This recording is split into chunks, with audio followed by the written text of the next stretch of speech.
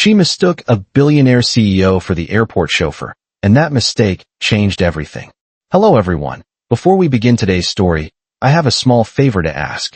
Please hit subscribe and turn on the notification bell so you never miss our channel's new videos. It is quick, free, and the best way to support us in bringing you more dramatic stories. Your support truly means the world to us. Where are you watching from?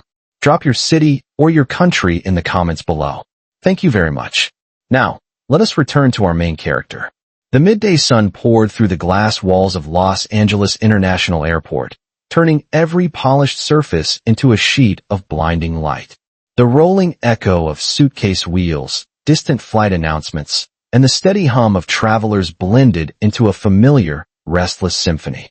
Outside at the pickup zone, black sedans and shuttles crawled forward in a tight line, engines idling, drivers leaning over their steering wheels with the weary patience of people who had done this 1,000 times before. Mara Collins stepped out of Terminal 4 with her backpack slung over one shoulder and her phone clutched in her hand. Her curls were still frizzy from the 5-hour flight, and her blouse clung awkwardly to her after rushing across the terminal to beat the crowd. She exhaled hard, her breath shaky with exhaustion and nerves.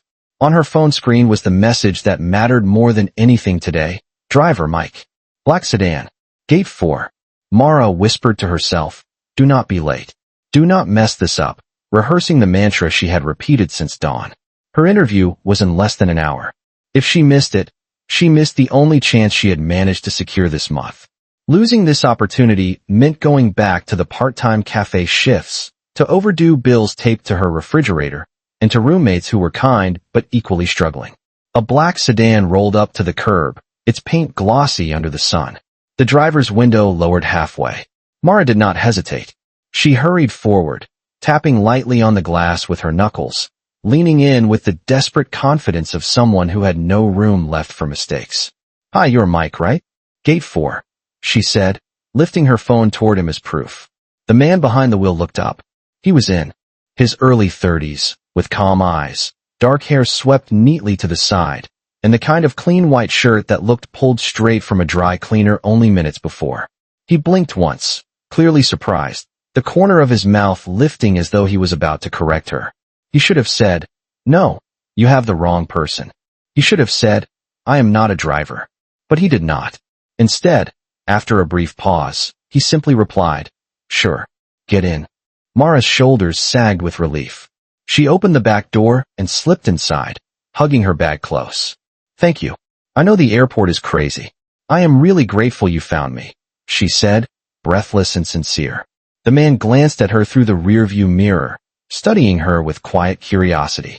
Something about her energy, her honesty, the frantic hope in her voice, made him hold back the truth. For reasons he could not immediately explain, he wanted to see where this strange misunderstanding would lead. Traffic eased as he pulled forward. Mara fiddled with her phone, wiping a smudge on the screen with the bottom of her sleeve. "I have a job interview," she said, half to him, half to herself. "I cannot be late. I really need this." He did not answer right away. Instead, a faint smile tugged at his lips, subtle and unreadable. "Do not worry," he said finally. "I will get you there." Outside the window, the city blurred into motion as the sedan merged onto the freeway. Mara settled into the seat, unaware that the man driving her was not Mike the chauffeur, unaware that he was the last person she should speak carelessly around, unaware that he was Lucas Hartman, the newly appointed CEO of Infinity Heart Group, a company whose name loomed over half the skyline, and unaware that this one mistake was about to change the entire course of her life. The sun was dipping lower by the time the sedan turned onto a quieter street, and the buzz of freeway traffic faded behind them. Mara had spent the entire ride rehearsing interview answers under her breath, tapping her foot nervously against the floor mat. From the driver's seat, Lucas glanced at her reflection in the rearview mirror, his expression softening each time she whispered, "Please let this go right," as if she was bargaining with the universe. When he pulled over in front of a modest brick building with a faded sign that read Horizon Creative Studio, Mara let out a shaky exhale. "This is it," she murmured. Her fingers tightened around her sketchbook, the edges of its cover worn from years of flipping through pages filled with her dream designs. She reached for the door handle. But then she stopped. I am really sorry if I talked too much, she said, leaning forward slightly. Interviews make me panic. And long flights make me worse. Lucas turned slightly in his seat. It is all right, he replied. You were just being honest. Mara laughed softly, tired but sincere. Honest is pretty much all I have right now. She stepped out, slinging her bag across her shoulder. Thank you for driving me, Mike. Really, I hope they do not think I am a mess. He watched her hurry across the walkway toward the building. For a long moment, he remained parked there, debating whether he should tell her the truth. But something in him resisted. It was not amusement. It was not cruelty. It was the strange, unfamiliar desire to be seen without the weight of his last name or the billion-dollar world attached to it.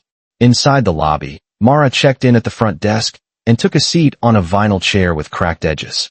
She smoothed her blouse and forced her breathing to steady, whispering silent encouragement to herself.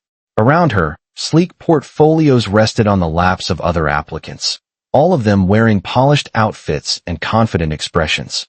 Compared to them, Mara felt small, underprepared, and painfully ordinary. When her name was finally called, she stood up too quickly, nearly dropping her sketchbook. The interviewer, a woman in a charcoal suit with sharp eyebrows, motioned her into a tiny office. They exchanged polite greetings. The first few questions went smoothly. But when the woman asked, "So, tell me about your formal design training," Mara hesitated. She told the truth. She did not have formal training. She learned by volunteering at thrift stores, rearranging donated furniture, sketching late at night, and studying free online classes when she could afford a stable internet connection. She spoke with passion, but passion alone could not cover the gaps in her resume. The interviewer's polite smile tightened. After 20 minutes, Mara walked back outside with a heavy heart. The air felt colder, the sky dimmer. The prick of disappointment stung behind her eyes. She sank onto a bench, opening her sketchbook for comfort. Her fingers brushed over her favorite page, an airy living room surrounded by sunlight, a space she dreamed of designing one day. She whispered, "Maybe that dream is just too big." As if summoned by her thoughts, the black sedan eased back into view. Lucas lowered the window again. "How did it go?" Mara tried to smile, but her voice cracked. "Not great. They were nice, but I can tell I do not fit what they want." He studied her carefully. She had not noticed that her shoulders curled inward, or that she clutched her sketchbook as if it was the last solid thing in her world. "Do you want to ride home?" he asked. She hesitated before nodding. "Yes, thank you." Back in the car, she stared out the window as the city lights flickered to life. After a few minutes, she broke the silence. "Hey, can I ask something?" she said. "Do you ever feel like you are trying so hard, but everything still slips through your fingers?" Lucas looked at her through the mirror again. Her eyes were tired, but there was still a spark in them, a spark he recognized from people who refused to give up even when the world kept saying no. "More times than you would imagine," he answered quietly. Mara pressed her sketchbook to her chest and nodded. For the first time that day, she felt slightly less alone. She did not know who this man really was. She did not know why he decided to help her. And she did not know that the simple kindness she showed him at the airport, the simple trust in her eyes, had already begun to shift something inside him. As the sedan blended into evening traffic, neither of them realized how deeply their stories had already started to intertwine. The next morning arrived with a gray, sleepy haze hanging over Los Angeles. Mara woke up to the familiar rattling of pipes in the old apartment building and the distant sound of someone arguing in the hallway. Her body felt heavy, as if yesterday's disappointment had settled deep in her chest overnight. She sat up slowly, rubbing her eyes, and stared at the stack of envelopes beside her bed. Utility bills, rent reminders, a notice from her student loan provider. She pressed her palms over her face and breathed out hard.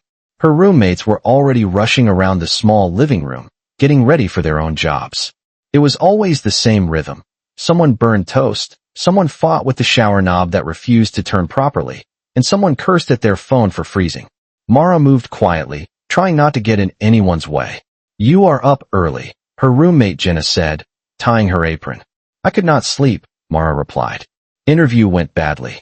Jenna's expression softened with a sympathy that was all too familiar. "I am sorry, girl. Something better will come." Mara forced a smile. "I hope so." She slipped on her worn sneakers and tucked her sketchbook into her bag before heading out. She always carried it, even though she rarely had time to draw anymore. It was a small reminder that she still had dreams, even if they felt impossibly far away. The bus ride to the cafe where she worked was slow and crowded. Exhaustion pressed against her like a weight. She replayed yesterday's interview over and over, wishing she had said something differently, wishing she had not looked so nervous, wishing she had anything more impressive to put on her resume. When she stepped into the cafe, the familiar scent of roasted coffee beans hit her, warm and comforting. But the moment she walked behind the counter, her manager, a short and stern man named Carl, gestured her over with a tight frown.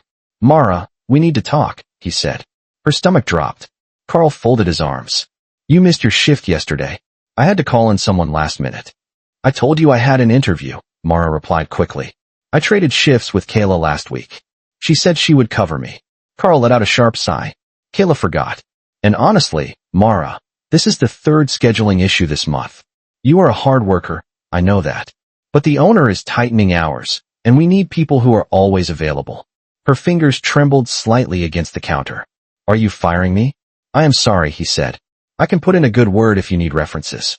But today will have to be your last shift." Her throat tightened as she nodded. "All right." She tied her apron, wiped her hands, and stepped into the flow of customers. She smiled, took orders, prepared drinks, and delivered pastries, all while trying not to let her eyes brim with the emotion she was holding back. Hours passed in a blur of beeping registers and steaming milk. When her final shift ended, she hung her apron on the hook for the last time and walked out into the chilly afternoon air. The moment she rounded the corner of the building, she finally let herself exhale shakily. Her chest ached. She sank onto the curb, pressing her hands over her face, fighting the sting behind her eyes. She had lost the interview. She had lost her job, and she did not have enough savings to carry her through the month. Her phone buzzed. A text from the landlord. Reminder: rent due Friday. No late extensions this month. She lowered her head. "What am I supposed to do?" she whispered to herself. She took out her sketchbook. Her fingers brushed over the pencil marks, the shading lines, the tiny notes scribbled in the margins. These pages held her best ideas, her happiest moments, her private escape. But today, the drawings only made her feel smaller, as if the version of herself who dreamed big had been someone she no longer recognized. She traced a design she loved, a bright living room full of natural light and warm textures. She whispered, "You are just drawings. I cannot build anything." Her bus arrived, brakes screeching as it pulled to the stop. Mara stood, wiped her eyes, and boarded. The bus lurched forward, weaving through the city she had always loved, but that felt increasingly cold to her now. During the ride, she stared out the window at tall buildings, billboards, and construction cranes stretching up into the sky. Wealth flashed everywhere: luxury apartments, high-rise offices, rooftop restaurants.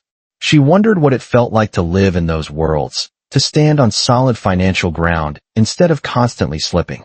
Her thoughts drifted to the man from yesterday, the man she had mistaken for a chauffeur. She had not stopped thinking about him.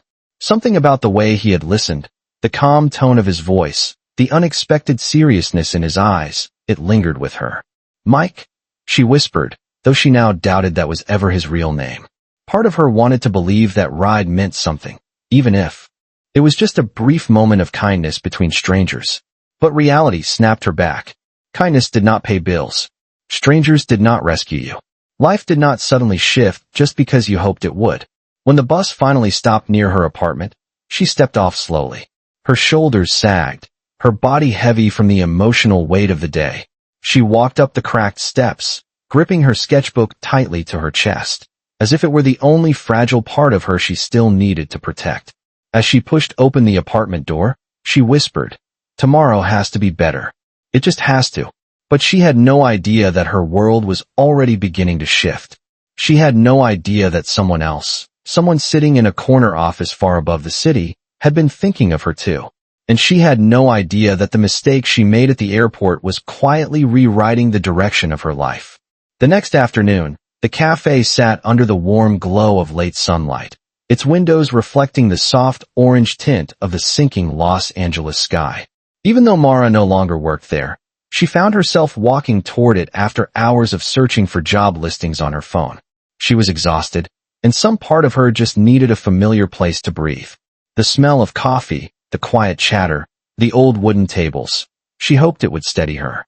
She pushed open the door, letting the bell above it chime, and stepped inside. The cafe was moderately busy, filled with people tapping on laptops or talking over steaming lattes. Mara tightened her grip on her bag, worried that Carl, her former manager, would notice her and scold her for lingering. She planned to order something small, sit for a moment, and then leave quietly. But the moment she walked toward the counter, she froze. Standing in line, dressed in a tailored navy blazer with his sleeves rolled slightly at the wrists, was the man she had mistaken for a chauffeur. The man who had driven her to the interview. The man she still did not truly understand. Lucas. Her breath caught. What is he doing here? She whispered under her breath.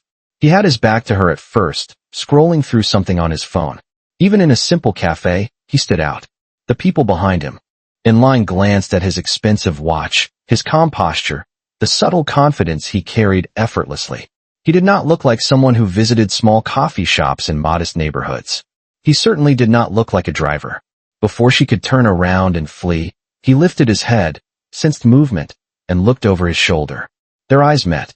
The surprise that flickered across his face was genuine, quick but warm, before he stepped out of line and approached her. Mara's heart began to hammer. She smoothed her hair behind her ear, suddenly painfully aware of her wrinkled shirt and tired face. You are here, Lucas said with a faint smile, as if the sight of her was a pleasant interruption to his day. Mara fumbled for words. Yes. I live nearby and I come here often. That makes sense, he replied. I realized there was a cafe close to where I dropped you off yesterday. Thought I would give it a try. She blinked. You came because of the cafe? He nodded. And maybe because I thought I might see you again. Her breath hitched, and heat crept up her neck. She was not used to people saying things like that with such certainty, especially not someone like him. Someone who seemed so composed, so self-assured. I did not expect to run into you again, she said quietly, unable to hold his gaze for long. He glanced at her bag. Are you here for work? That was the moment her voice faltered. No, not anymore. Lucas paused, noticing the softness in her tone. The discomfort. Did something happen? Mara hesitated. She did not want to sound pitiful. She did not want him to feel responsible for her struggles. But there was something in his expression, steady, open, attentive, that made her answer more honestly than she intended. My manager let me go, she said. They said they needed people who can be available all the time. I guess I could not keep up. Lucas listened quietly, the crease between his brows deepening. I am sorry. That is unfair. She shrugged. It happens. It is just bad timing. The line behind them shifted, and someone coughed impatiently. Lucas glanced toward the counter. Can I get you something? He asked. Coffee? Something to eat? She shook her head. I cannot let you buy me anything. It is just coffee, he said gently. It is not just coffee to me, she replied. I do not want you to feel like you have to take care of me. Lucas lowered his gaze for a moment, as if weighing his response. Then he straightened slightly. All right, then let me stand in line with you. No buying. No pressure. She gave a small, reluctant smile. Okay, that is allowed. They stepped into line again, and for a moment, neither spoke. Mara could feel her heartbeat in her fingertips. She caught a glimpse of herself in the reflective metal of the espresso machine and wished she looked less worn down. But when she glanced at Lucas, he was already looking at her with quiet concern. How was the rest of your day yesterday? He asked. Long, Mara admitted.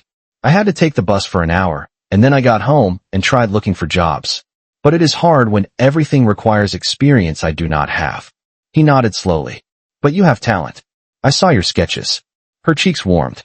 Those are just things I do when I cannot sleep. Those drawings were not ordinary, he said. They were thoughtful, detailed. You have a good eye. She stared at him, unsure how to respond. No one in recent years had told her she was good at anything, especially not something she loved. They reached the counter. Mara ordered a small drip coffee. Lucas ordered nothing, respecting her earlier refusal. When the barista called her name, she reached for her cup, but her hand trembled slightly from the emotional weight of the day. Lucas noticed. Do you want to sit for a moment? She nodded. They found a corner table by the window, the late sunlight casting warm streaks across their faces. Mara cupped her coffee, letting the heat calm her shaky hands. "What are you really doing here?" she asked finally. "It cannot be just coincidence." Lucas met her eyes. "I told you. I thought I might see you again." "But why?" she asked. "I do not understand. We barely know each other." He took a small breath. "I know. That is the strange part. You were honest with me. Most people are not. You did not treat me like I was important or impressive. You talked to me the way people used to talk to me before my life became complicated." She frowned slightly. "What do you mean?" His gaze drifted past her for a moment. "People sometimes see what they want from me, not who I am. Yesterday, you looked at me and did not ask for anything. You were just yourself. I guess I wanted to see if that was real." Mara felt her heart tighten in her chest. She did not know how to process that kind of sincerity. "Even if you are not a chauffeur?" she asked cautiously. Something flickered in his eyes, a subtle tension, but he softened it quickly with a small smile. Even then, Mara returned a shy smile, but 100 questions swirled in her mind. Something about him felt deeper than he let on, but she had no idea just how far the truth ran. And as the sun dipped lower outside the coffee shop windows, neither of them realized that this moment, this quiet, unexpected meeting, was about to change the direction of both their lives more than they could imagine. The next few days passed in a blur of job applications, early morning bus rides, and long evenings spent at her kitchen table, sketching ideas she was not sure anyone would ever see. But something had changed. Every so often, when Mara found herself staring blankly at a page, she remembered how Lucas had looked at her drawings in the car, steady, focused, as if her work mattered. On the third morning after their meeting at the cafe, Mara's phone buzzed with a message from an unknown number. "Are you free today? I would like to show you something." Lucas, she reread it twice, unsure if it was a good idea. But curiosity tugged at her more strongly than caution. She replied that she had a few hours free in the afternoon. A little after 2 o'clock, a familiar black sedan pulled up beside the bus stop where she had been sitting. The window lowered, and this time, Lucas smiled at her in a way that felt almost warm. "You want a ride?" he asked. Mara crossed her arms lightly, teasing, "I thought you were not a chauffeur." Lucas laughed, a quiet but genuine sound. "Maybe I am just for you." She climbed in, settling into the passenger seat this time. The afternoon sunlight poured through the windshield, reflecting off the dashboard and casting soft gold across the inside of the car. "So," she asked, buckling her seatbelt, "where are we going?" "You will see," he said. "It is somewhere important." They drove through downtown Los Angeles, weaving between tall buildings and busy intersections. Mara watched the city move outside her window, the clusters of people crossing the streets, the open-air markets, the murals painted on brick walls. She wondered what kind of place Lucas would take her to. She wondered why he was doing this at all. After several twists and turns, the sedan finally stopped in front of a quiet park located behind a row of new apartment complexes. The park was small but beautiful, filled with tall oak trees, curved benches, and a stone fountain that trickled softly under the shade. "This is one of my favorite places," Lucas said as he stepped out of the car. Mara followed him along a narrow path lined with rose bushes. They reached a wooden bench under the largest tree in the park. Lucas gestured for her to sit, and she did, the sketchbook in her bag pressing lightly against her side. He looked at her for a moment, almost studying her. "Can I see your drawings again?" he asked. She hesitated before responding. "You already saw some of them." "I know," he said gently. "I want to see more." Her cheeks warmed. She pulled out her sketchbook, opened it to the middle, and handed it to him. He held it carefully, turning the pages slowly, as if he was afraid that rushing might somehow disrespect her work. Mara watched him, her fingers curling around the edge of the bench. She was nervous, but beneath that, she felt a quiet thrill. No one had ever shown this much interest in her designs, not in a real, thoughtful way. "These are incredible," Lucas said softly. "You have a very instinctive sense of space and light." She shifted awkwardly. "They are just practice sketches. Stuff I do when I need to clear my mind." He closed the book gently and looked at her. "Do not minimize your talent. What you create has value, whether you believe it or not." Mara looked down at her hands. "It is hard to think that when people keep saying no." Lucas nodded. "I understand. I have heard no more times than you would think." She looked up at him, genuinely surprised. "You?" He smiled, his eyes drifting briefly toward the rows of buildings in the distance. People see the final version of someone's life. They do not see the years that came before it. His tone carried a weight she did not fully understand, but she felt the truth in it.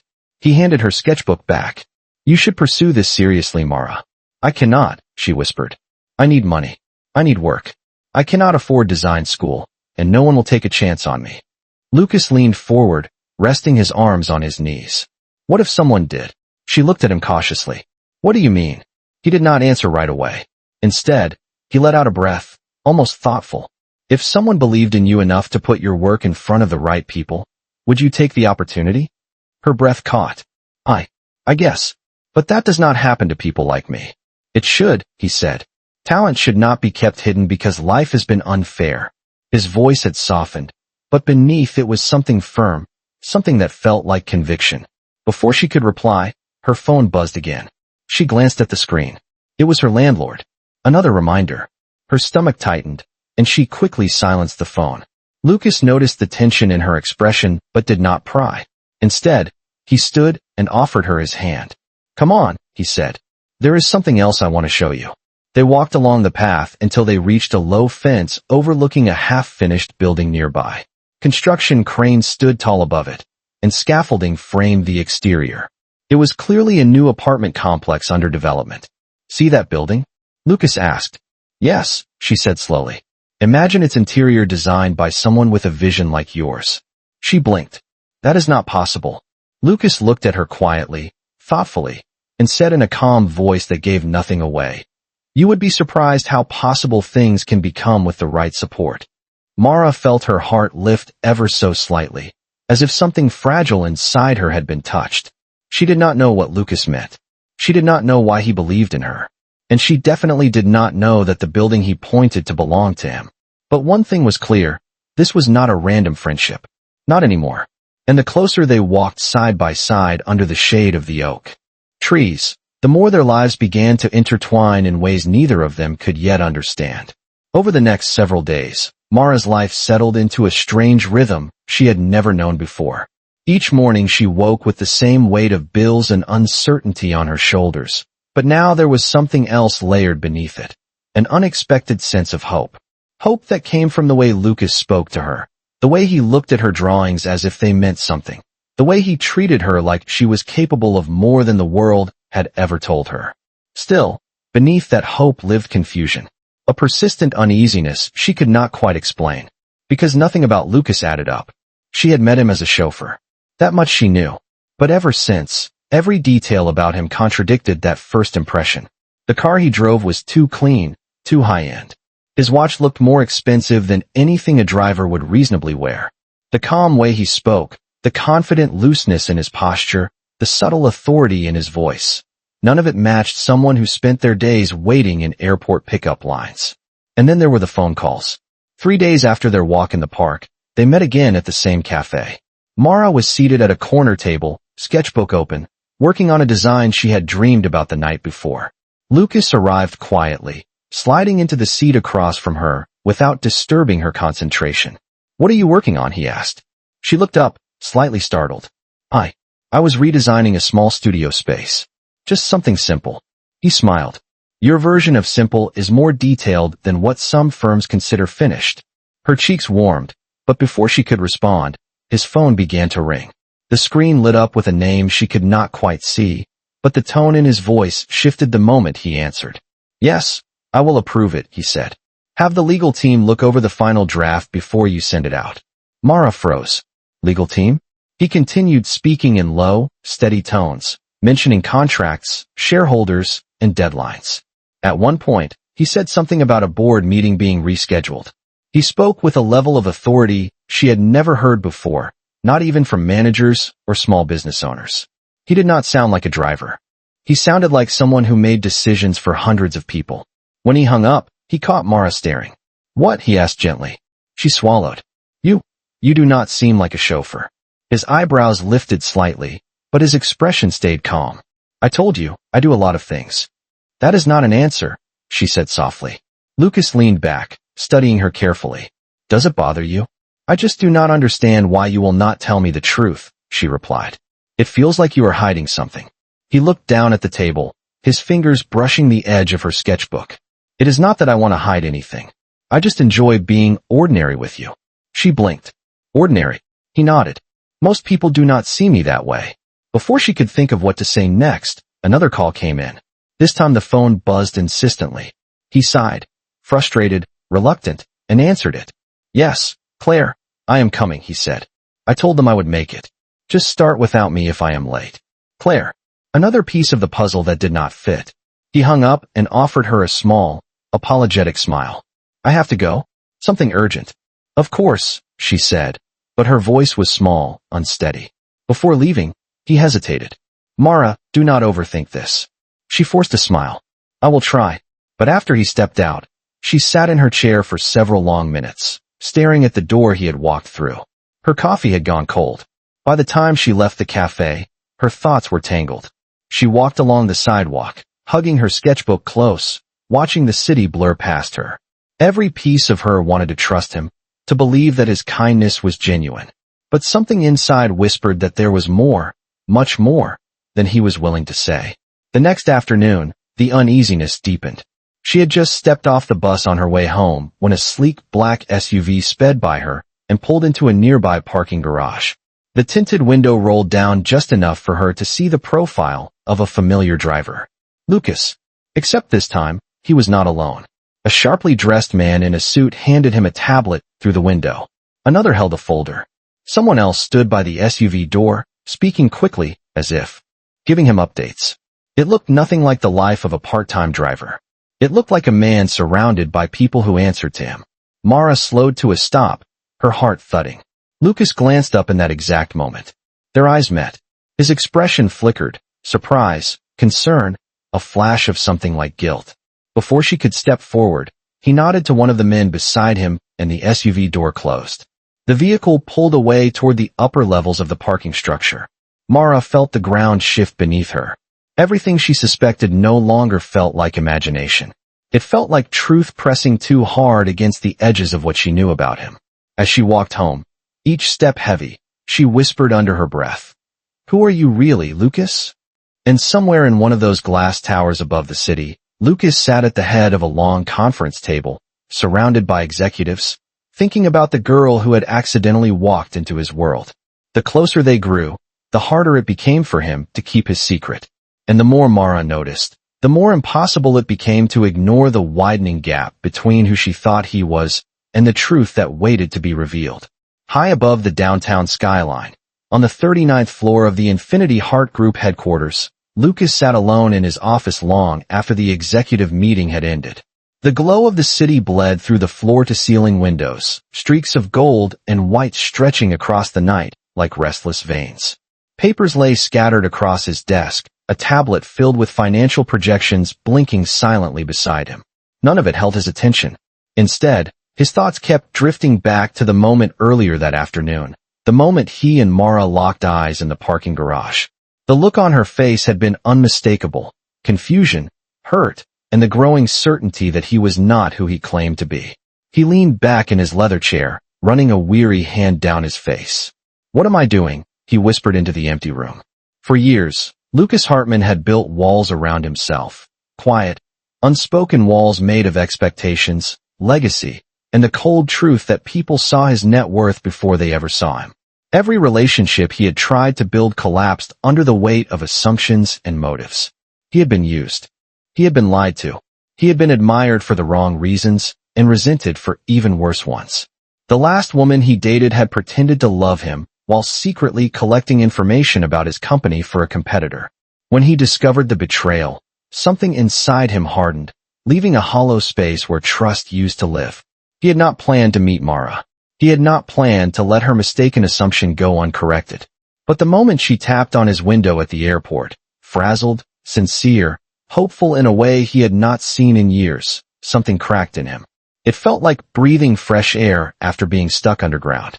She had treated him like a stranger, like a human being, like someone ordinary. He had not been ordinary for a long time. A soft knock sounded at the office door. Lucas straightened as his assistant, Claire Foster, stepped inside carrying a folder. Her posture was crisp, her presence steady, efficient in every way a senior executive assistant needed to be. You did not attend the follow-up call with the board, Claire said. They were expecting you. I know, he replied, voice tired. Reschedule it. Claire paused, studying him with a perceptive frown. This is about the girl, is it not? Lucas's jaw tightened. Her name is Mara. Claire's eyebrows softened slightly. She set the folder on the corner of his desk. Then yes, it is about her. Lucas looked toward the city again, the lights reflecting faintly in his eyes. She saw me earlier. In the garage. She looked disappointed, like she is starting to piece everything together. And you are not ready for that, Claire said gently. No, he admitted. I am not. Claire stepped closer, but kept a respectful distance. Lucas, hiding who you are never ends well. You know this. He exhaled slowly. She is different, Claire. I do not want her to think that I approached her with some agenda. I do not want her to believe I lied to her because I underestimated her. Then why did you not tell her? Claire asked. His voice softened. Because I liked the way she talked to me before she knew anything. She looked at me like I was just a man giving her a ride. She shared things with me that she would never have shared if she knew I was the CEO of this company. Claire nodded with understanding, though her expression was serious. But Lucas, the longer you wait, the harder this will be for her to accept. Secrets grow heavy. He knew she was right. He had felt the weight growing every day. Every time he saw the curiosity in Mara's eyes. Every time she asked a question, he answered half-truthfully. Every time she trusted him just a little more. He rubbed his temples. I do not want to lose her before I have the chance to know her. Claire hesitated before speaking. Then you need to make a choice. Tell her the truth now, or lose her when she finds out the wrong way. The words struck him harder than he expected. After Claire left, Lucas stood and walked to the window. He pressed a hand to the glass, looking down at the streets far below. Streets Mara walked, streets she struggled through every day, streets that had shaped her into someone stronger than she realized. She deserved truth, but he feared it would drive her away. I just wanted one part of my life to feel real, he whispered. In that quiet moment, surrounded by silence and city lights, Lucas knew something with painful clarity. The longer he held on to this secret, the more he risked losing the very person who made him feel human again. And far across the city, in a tiny apartment filled with overdue bills and pencil shavings from her latest sketches, Mara lay awake. Thinking about him, questioning every puzzle piece, sensing that the truth about Lucas Hartman was far bigger than she could imagine. The next morning arrived with a restless heaviness clinging to Mara's chest, the kind that made every small task feel strangely harder. She tried to focus on her job search, but her mind kept drifting back to the scene she had witnessed in the parking garage, the suits, the tablet, the way those men spoke to Lucas with unmistakable deference. Nothing about it fit the story she had been told. By late afternoon, she decided she needed air. Instead of heading home, she walked toward downtown, letting the late sun warm her skin as she moved through the busy streets. She wandered without purpose until she found herself in front of the park where Lucas had taken her days earlier. The oak trees rustled softly in the breeze, and the stone fountain glimmered under the shifting light. She sat on a bench near the path and pulled out her sketchbook, hoping drawing would quiet her thoughts. But her pencil hovered uselessly above the page. Her mind was too full. Why had he lied? Why had he let her believe he was someone else? Why had he shown up again and again if he did not plan to tell her the truth? As she wrestled with her thoughts, a familiar voice broke the silence. Mara. She looked up sharply. Lucas stood a few feet away, hands in his pockets, the same calm expression on his face. Except now there was an unmistakable tension behind his eyes. He had probably gone searching for her. She did not know whether to feel touched or startled. What are you doing here? Mara asked, her voice steadier than she felt. I was hoping to talk to you, he said. You left quickly yesterday. I did not want you to feel unsettled. She closed her sketchbook carefully. It is hard not to feel unsettled, Lucas. I saw you with those people in the garage. They were treating you like. She stopped herself, unsure how much she wanted to accuse him of. Unsure how much she truly knew. Lucas sat down beside her on the bench, leaving just enough space to show he respected her boundaries. He waited for her to continue. She did. They were treating you like someone important, Mara said quietly. Like someone who makes decisions. Big decisions. Not like a driver. Not even close. Lucas exhaled softly, the tension in his shoulders tightening. I know. Then why did you let me believe you were a chauffeur? She asked. Her tone was not angry, just tired. Hurt. There was a long moment of silence before he spoke. You were overwhelmed that day, he said gently. You were late for your interview. You were exhausted. When you tapped on my window and called me by that name, I was going to correct you. He paused. I almost did. But you did not, she said. He shook his head. I did not. Because it felt good. To be seen like a normal person. Not a title. Not a bank account. Mara blinked slowly, unsure how to respond. Lucas continued, choosing his words carefully. Most people treat me differently the moment they learn who I am. Conversations shift. Expectations shift. Motives shift.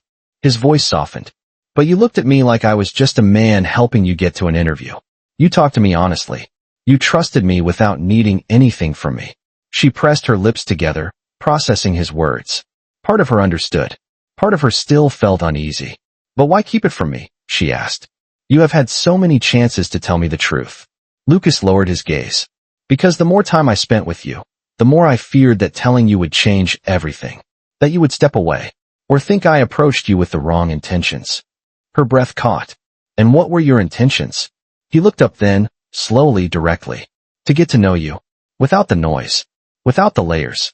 Without the world in between us. Mara's heartbeat stumbled. Before anything else could be said, a sudden voice called from across the path. Lucas, there you are. They both turned. A sharply dressed man in a suit jogged toward them, holding a folder. He glanced at Mara briefly, then looked back at Lucas. Sir, the investors are on a live call. They need your approval now. Sir. Mara's entire body went still. The man continued without noticing the shift in her expression. We cannot move forward without your authorization. The merger is already at risk. Lucas's jaw tightened.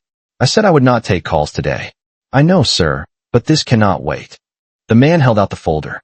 Lucas accepted it reluctantly. Mara stared, her breath thinning.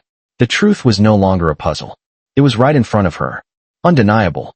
Lucas dismissed the man gently, then turned back to her. Mara, she stood quickly. You are not a driver.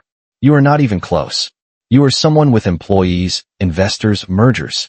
He rose to his feet, his voice rushed with urgency. Let me explain.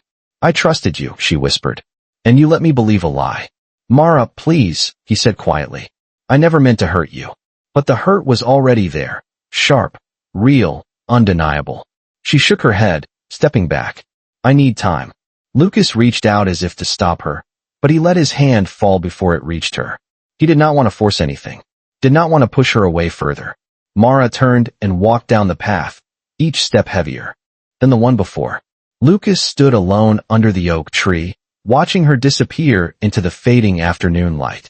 He had always feared that revealing the truth would cost him the small, fragile chance he had with her. And now, it seemed like the truth had finally caught up with him. The next morning arrived with a heavy stillness hanging in the air, the kind that made every sound feel sharper and every thought feel heavier. Mara moved through her apartment like a shadow, barely touching anything, barely speaking. Her roommates noticed the change, but she brushed off their questions with quiet smiles that did not reach her eyes. She sat at the kitchen table with a cup of coffee she did not drink, staring at her sketchbook without opening it. Every time she tried to lift the cover, her chest tightened. The pages reminded her of hope. Hope Lucas had amplified. Hope she now felt foolish for believing in. Her phone buzzed several times throughout the morning. Mara, can we talk? Lucas, please. I want to explain. Lucas, I should have told you sooner. I am sorry. Lucas, she read every message, but she did not reply. She could not. Not yet. A part of her understood him, understood the burden of wanting to feel normal, of wanting someone to see you beyond your status. But another part of her felt betrayed. She had been honest with him from the first moment. Her struggles, her insecurities, her failures. And he, in return, had offered her half-truths and evasive smiles. By early afternoon, she forced herself to leave the apartment. She needed air, movement, anything to keep her thoughts from spiraling. She walked downtown, pulling her jacket closer around herself, blending into the crowd of people rushing between office buildings. Halfway down the block, she heard whispers behind her. Is that her? It looks like the girl from the photos. Mara turned slowly. Across the street, two employees in business attire were huddled together, looking at their phones. When they lifted their heads, their eyes landed on her again. "That is definitely her," one of them murmured. Mara's heart hammered. She had no idea what they were talking about. She picked up her pace, turning the corner quickly, trying to disappear into the crowd. Moments later, a notification buzzed on her phone. This one from a news site she did not recognize. She tapped it. Her stomach dropped. There, on the screen, was a photo of her and Lucas from the park. The image was taken from a distance, but their faces were clear enough. The headline read, "Infinity Heart Group CEO seen with mystery woman amid merger discussions." Below it, a second photo of her leaving the cafe days earlier, captioned with, "Sources say the young woman may have a personal connection to CEO Lucas Hartman." Her hand shook as she scrolled. The comments were worse. Another person looking for a payout. She must be thrilled she caught the attention of a billionaire. Classic gold digger behavior. She looks like she planned this. She probably pretended to accidentally run into him. A wave of dizziness washed over her. She closed the article, her breath sharp and shallow. No, this is not happening," she whispered. She turned into a quieter side street, leaning against a brick wall for support. Her eyes burned, and she dug her nails into her palms, trying to steady herself. Her phone buzzed again. This time, it was a message from her old cafe manager, Carl. "We saw the articles. Customers are talking. Please do not come by for a while." Another blow. Another piece of her life slipping out of her control. She swallowed hard, forcing herself to breathe. She could not fall apart here, in the middle of the street, with strangers passing by. She pushed off the wall and kept walking, unsure where she was going. Her phone buzzed one more time. "Mara, please. I did not want this to happen. I am trying to fix it. Just talk to me." Lucas, her eyes stung, but she blinked hard to keep the tears from falling. She typed one reply, "I need space." Then she turned off her phone. As she walked toward the bus stop, she felt invisible and exposed at the same time. She had lived her life quietly, never asking for anything extraordinary, never seeking the spotlight. And now strangers were dissecting her face, her motives, her worth, as if she was nothing more than a headline attached to someone else's name. She boarded the bus, taking a seat by the window. The city blurred past her in streaks of gray and gold. For the first time since meeting him, she wondered if crossing paths with Lucas had been a mistake. A fated mistake. A beautiful mistake. A devastating mistake. But somewhere across the city, in an office filled with frantic phone calls and tense executives, Lucas was fighting against a storm he did not anticipate. Desperate to protect her, desperate to make her understand that this was never part of his plan. And for the first time, both of them felt the consequences of a truth revealed at the wrong moment. Back at the Infinity Heart Group headquarters, the atmosphere had shifted from tense to chaotic. Executives moved in and out of conference rooms with hurried footsteps, phones vibrating non-stop, voices rising in urgent conversations about the merger crisis. But in the center office with the glass walls and sweeping view of Los Angeles, Lucas stood still, shoulders tight, jaw clenched, a storm quietly building behind his eyes. He had just finished a call with the public relations team, and their words echoed in his mind. This is spiraling quickly. The photo is everywhere. People are making assumptions. You need to distance yourself. Distance himself from the one person he refused to let go of. Claire entered the office without knocking, carrying a tablet filled with reports and a look of concern sharper than usual. "Lucas, the board wants a statement. They are worried this will undermine confidence." "I do not care about their confidence," Lucas said, pacing across the room. "I care about Mara. She is being dragged into something she had no part in." Claire paused, her tone softening. "She will need you to handle this carefully." Lucas stopped pacing and faced her directly. "I cannot let them destroy her reputation. Not because of me. Not because I was too afraid to be honest." Claire nodded. "Then you need to address the team. Everyone. The whole company is talking." 10 minutes later, Lucas stepped into the main conference hall, a room filled with dozens of employees and department heads. Conversations halted the moment he entered. Some people straightened nervously. Others exchanged glances. A few, the less subtle ones, murmured under their breath. He moved to the front, resting his hands on the edge of the table. His voice was steady, but every word carried weight. "There is a story circulating online," he said. "And before anyone here contributes to the speculation, I will make something very clear. The room was silent. The woman in the photo is named Mara Collins, he continued. She is not a scheme. She is not a distraction. And she is not someone any of you have the right to judge. Several employees shifted in their seats. This company will not tolerate gossip, harassment, or disrespect towards someone who has done absolutely nothing wrong. Claire watched him with quiet approval. Lucas rarely spoke with this tone, the tone of someone drawing a line he would not allow anyone to cross. In the back of the room, a young analyst raised his hand timidly.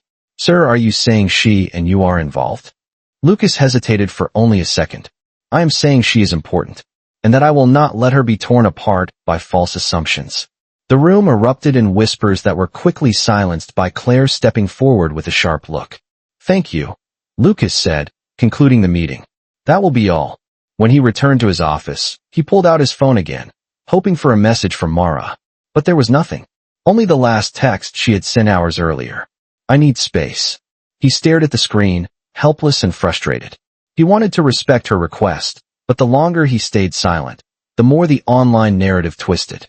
He knew how quickly a rumor could spread, how merciless the internet could be to someone unprepared for the spotlight. He needed to do something more. He needed to protect her, even if she was not ready to speak to him. Meanwhile, across the city, Mara sat in the corner of a public library, hiding behind rows of books she was too distracted to read. Her phone had been off for hours. She could not bear to see another headline, another cruel comment, another notification that reminded her she had somehow become part of a world she did not belong to. She felt small, smaller than ever. Her sketchbook lay open in her lap, but she could not bring herself to draw. Every pencil stroke ended with a shaking hand. She whispered to herself, "This is my fault. I should have walked away earlier." But even as she said the words, she knew they were not entirely true. She had not asked for any of this. She had not chased him. She had not wanted attention. All she had done was trust someone who had not trusted her enough in return. She rested her forehead against the table, breathing slowly, trying to keep herself grounded. Then the library door opened with a soft chime, though she barely noticed. Not until a familiar voice spoke to the front desk. "Excuse me, I am looking for someone." She lifted her head slowly. Standing in the doorway, looking exhausted, determined, and more vulnerable than she had ever seen him, was Lucas. For a moment, she froze. He scanned the room until his eyes finally landed on her. His expression softened instantly, relieved, almost breathless. "Mara," he said. The word left him like an exhale he had been holding for too long. She closed her sketchbook slowly, uncertain, guarded. Her pulse thudded against her ribs. "Why are you here?" she asked, her voice quiet but steady. He stepped closer, not too fast, not too close, respecting the invisible boundary she had drawn. "Because you are out there facing something you never deserved," he said, "and I cannot let you face it alone." Mara swallowed, her heart twisting. "You already did enough damage." "I know," he said, voice low, remorseful. "And I am here to make it right." The library fell silent around them, and for the first time, Mara saw not the mysterious stranger from an airport curb, not the not-quite chauffeur she grew to trust, not the powerful executive who had shocked her with the truth. She saw a man standing in front of her, carrying regret, carrying sincerity, carrying the beginnings of a promise he was ready to keep. But she did not know yet whether she was ready to let him. Mara sat upright in her seat, her fingers tightening around the closed sketchbook. The quiet hum of the library's air conditioning filled the space between them. Lucas stopped a few feet away, giving her room to breathe. Waiting, not as a CEO, not as a man used to controlling every outcome, but as someone who understood he had lost the right to assume anything. "I should not have let things reach this point," Lucas said softly. "You deserved the truth from the beginning." Mara looked down at the table. "It is not just the lie, Lucas. It is everything that happened after. The articles. The comments. People saying things about me when they do not even know my name." "I know," he said, "and I am working on having them removed. Our legal team is handling the sources." She let out a quiet, bitter breath. "Your legal team, your board, your investors. It feels like your whole world is crashing into mine, and I never asked for any of it." Lucas nodded slowly. "Which is why I am here to fix what I can, and to ask if you will let me." The sincerity in his voice made her chest tighten. She hated that she cared. She hated that a part of her still wanted to believe him. Why me? She asked. Why did you keep coming back? He hesitated, then spoke with a vulnerability she had never heard from him before. Because you were the first person in years who did not look at me like I was a headline. You talked to me like a stranger, not a symbol. You trusted me without knowing who I was. I held on to that. Maybe too tightly. Mara felt her throat tighten. But you broke that trust. Yes, he whispered. And I am trying to earn it back. He reached into his coat, pulling out a small folder. He placed it gently on the table between them. These are project proposals for a new community housing initiative, he explained. Low-cost, sustainable homes for people who need a fresh start. I want you to look at them. Mara frowned, confused. Why show me this? Because your designs, he said, tapping the sketchbook. Your ideas, they have something this project needs. Heart. Humanity. Real understanding of how people actually live. She stared at him, stunned. You want me to work on this? I want you to lead the interior concept drafts, he replied. No obligations. No strings. Just a chance. A real chance. Mara's breath caught. She had imagined opportunities like this only in the quiet privacy of her late-night sketches. She had never expected someone to offer her a place at the table, especially not someone from a world as far from hers as Lucas's. What if people say I only got this because of you? She asked. They will, he admitted. People always talk. But truth does not change because of gossip. Your talent is real. Your work is real. And if you take this chance, you will prove it on your own terms. The words sank into her slowly, warming and frightening at the same time. Lucas stepped back slightly, giving her room again. I will wait for your answer. Whatever. You decide, I will respect it. He paused before adding in a low, sincere voice. And whatever happens next, I want you to know something. Meeting you was the best mistake of my life. Mara looked down at the folder, then at her sketchbook, then finally back at Lucas. For the first time since everything fell apart, a small, fragile spark flickered inside her. Not trust. Not yet. But possibility. The next week unfolded differently than anything Mara had imagined. After hours of debating with herself, she finally opened the folder Lucas had left on the library table. Inside were blueprints, handwritten notes, and a letter in his neat handwriting. Your vision deserves room to grow. Let this be the start. She must have reread the letter 10 times before gathering the courage to email the project coordinator listed at the back. The response came by evening. We would love to meet you. Lucas spoke very highly of your work. The meeting was scheduled for Friday. On Friday morning, Mara stood outside a small gallery space in West Los Angeles, clutching her sketchbook. She had expected a corporate meeting room filled with stiff suits, but instead, soft jazz drifted from inside, and floor lamps cast warm pools of gold on white walls. When she stepped through the door, her breath caught. Her drawings, her private sketches, the ones she had guarded like fragile secrets, were displayed across the entire gallery. Enlarged, framed, illuminated. Every detail she had poured into those pages was now standing in front of her like something alive. She pressed a hand to her chest. What is all this? You said no one saw your work, a familiar voice said behind her. I thought it was time someone did. Mara turned sharply. Lucas stood at the entrance, dressed simply, no boardroom armor, no polished corporate mask. Just him. You did this? She whispered. I did, he answered. But the work, the beauty, all of that is yours.